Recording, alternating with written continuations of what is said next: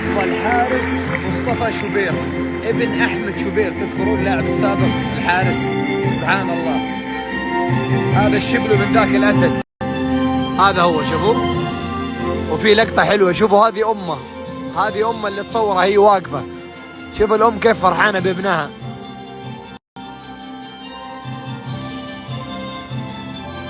مبروك مبروك، تستاهل يا مصطفى. الحقيقة الجايزة دي بس أحب أقول عليها كلمة واحدة، أوفا يعني ابني بالظبط، لأن ابني مواليد 2000 زيه، أصحاب واحنا قد كده، عاشرته وهو 10 سنين، وقلت للكابتن شوبير وهو 10 سنين الراجل ده هيبقى جون جامد جدا عشان هو تالنتد جدا.